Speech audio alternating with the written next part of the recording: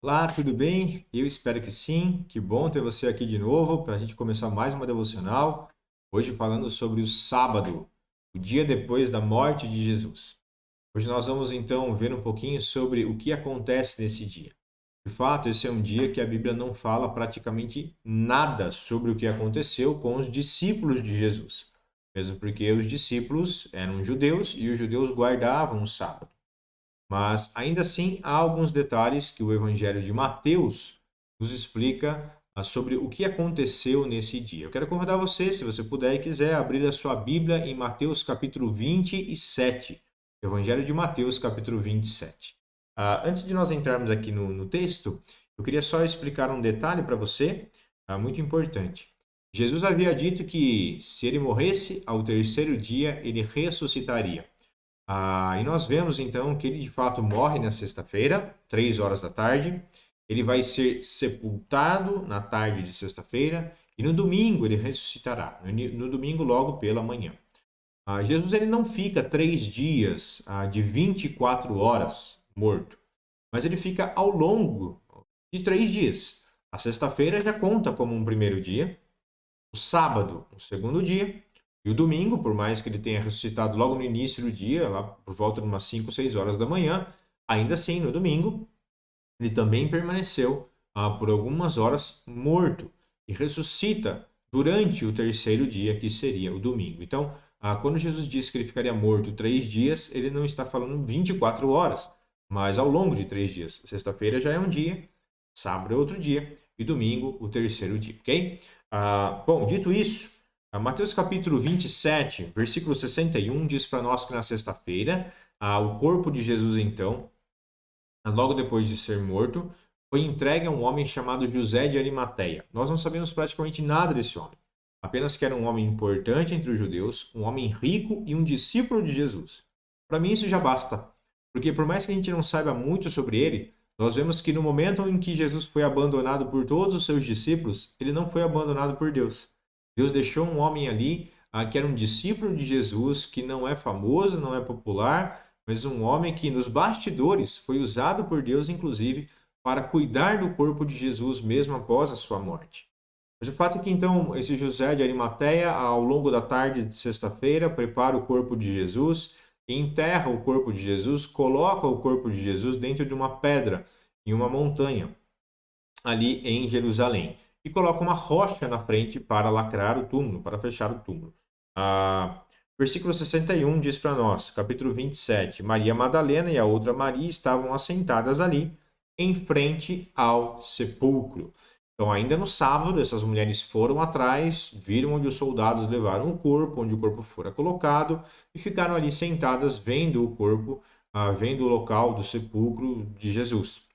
O sábado começa então, e como eu disse, o judeu ele guardava o sábado, no sábado ele não fazia nenhum tipo de trabalho, e é muito provável que os discípulos não foram até o túmulo dele no dia de sábado.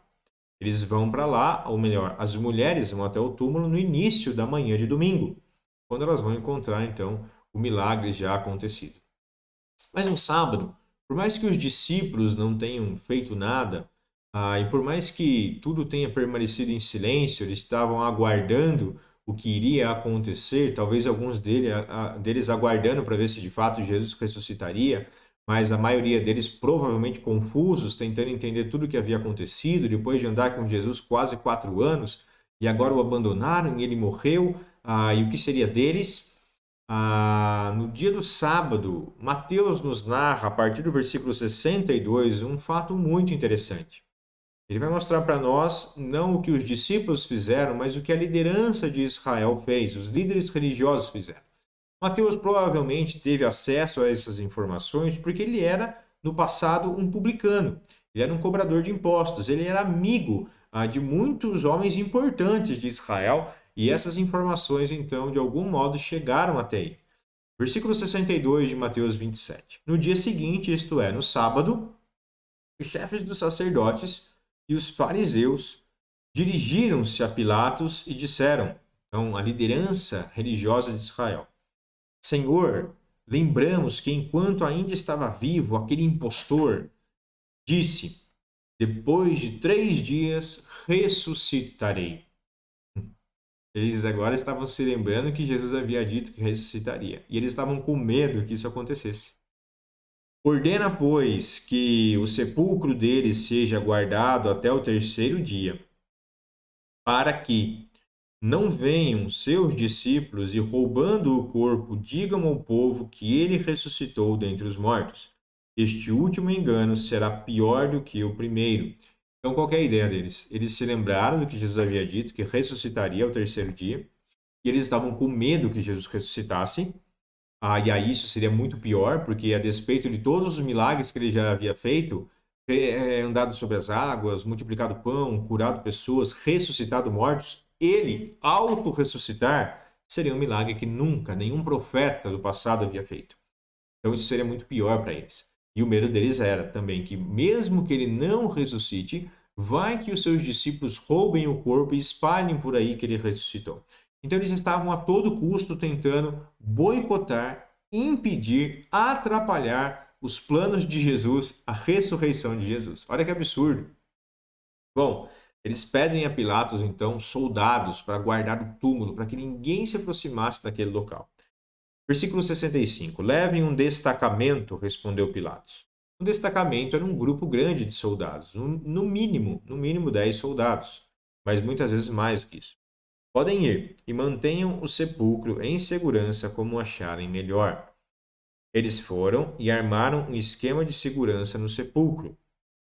E além de deixarem um destacamento montando guarda, lacraram a pedra. Então veja, o que os fariseus estão fazendo aqui é tentando atrapalhar os planos de Jesus. Eles estavam com muito medo que Jesus ressuscitasse ou que pelo menos os seus discípulos roubassem o corpo de Jesus.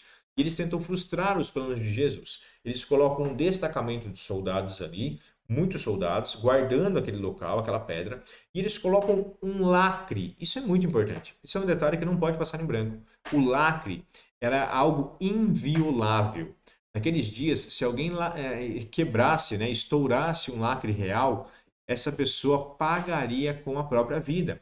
A pena de morte para quem estourasse um lacre real. Então, se alguma coisa foi fechada pelo império, não poderia ser aberta senão por alguém do império. E se o lacre fosse rompido, aquele que rompesse o lacre deveria morrer. E aquele que guardasse um lacre, um soldado que guardasse um lacre que fora rompido, também deveria morrer. Então, se um soldado estivesse guardando um local que havia sido lacrado pelo império e aquele lacre fosse rompido, o soldado deveria pagar com a própria vida. Esses detalhes que eu estou te dando, eles são importantes porque, como eu disse, os líderes religiosos de Israel estão tentando frustrar os planos de Jesus, atrapalhar a ressurreição dele. Mas quem está no controle das nossas vidas, e inclusive quem está no controle da história, não são os homens maus. Não são aqueles que odeiam os planos de Deus, nem aqueles que odeiam as nossas vidas. Quem está no projeto, quem está no controle de todas as coisas é Deus.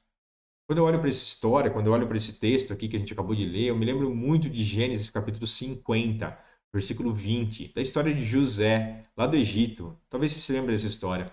Mas a história conta que José do Egito, quando era adolescente, foi traído pelos seus irmãos, ele foi espancado, foi vendido como um escravo para o Egito. Ele era o irmão mais novo. Décadas se passam, ele lá no Egito, como um escravo, se torna alguém importante, alguém usado por Deus, se torna o segundo, apenas debaixo de Faraó. Ele era o administrador do Egito. Décadas se passam, como eu falei, e agora lá onde os seus irmãos viviam, em Canaã, eles começam a passar fome, necessidades, e eles têm que viajar para o Egito para comprar comida. Quando eles chegam no Egito, eles se encontram com o seu irmão, que agora reconhece eles e fica feliz em vê-los. Mas eles ficam morrendo de medo de José, porque agora José é importante. E o medo deles é que José quisesse se vingar deles e matá-los. E talvez, eu não sei se você se lembra, mas Gênesis capítulo 50, versículo 20, mostra para nós qual foi a resposta de José aos seus irmãos. E ele responde assim: Meus irmãos, o mal que vocês intentaram contra mim, Deus o tornou em bem. Vocês tentaram me matar, mas Deus usou isso para que hoje eu pudesse estar aqui no Egito e eu pudesse salvar a vida de vocês. Então, do mesmo modo, esse princípio ele continua valendo por toda a Escritura. Ninguém pode tentar um mal contra um servo de Deus e ter bom êxito em seus planos. Deus controla toda a história. Assim como Deus controlou a história de José, Deus está controlando agora a história de Jesus. O mal que os líderes religiosos estavam planejando contra Jesus, Deus vai tornar esse mal em bem. O que eu quero dizer com isso? Eu quero dizer o seguinte: quando os fariseus estavam pensando em evitar, em impedir a ressurreição de Jesus, e eles mandam esses soldados para lá e colocam um lacre real no túmulo de Jesus, eles não sabiam que tudo isso que eles estavam fazendo, esses soldados, o lacre real, serviria para algumas horas depois serem testemunhas de que de fato Jesus ressuscitou. Eles estavam tentando frustrar a ressurreição de Jesus, mas eles estavam sem saber, sendo usados por Deus para colocar um destacamento de soldados ali, e daqui a algumas horas veriam um anjo aparecer, um terremoto acontecer, morreriam de medo, veriam Jesus ressuscitando, o lacre rompendo, uma pedra gigante rolando para cima, e tudo isso seria usado para que estes soldados fossem testemunhas reais da ressurreição de Jesus. Nós não vemos nenhum desses soldados depois pagando com a própria vida.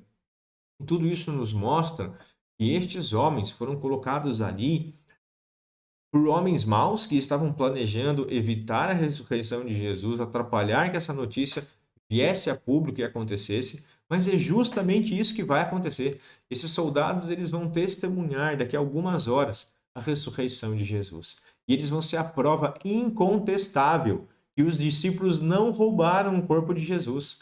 Uma cambada de pescadores não poderia de modo algum vencer um destacamento de soldados.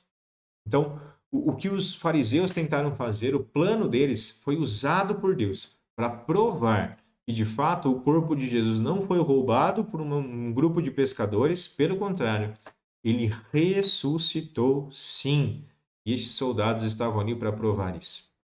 Isso se aplica à minha vida e à sua vida também.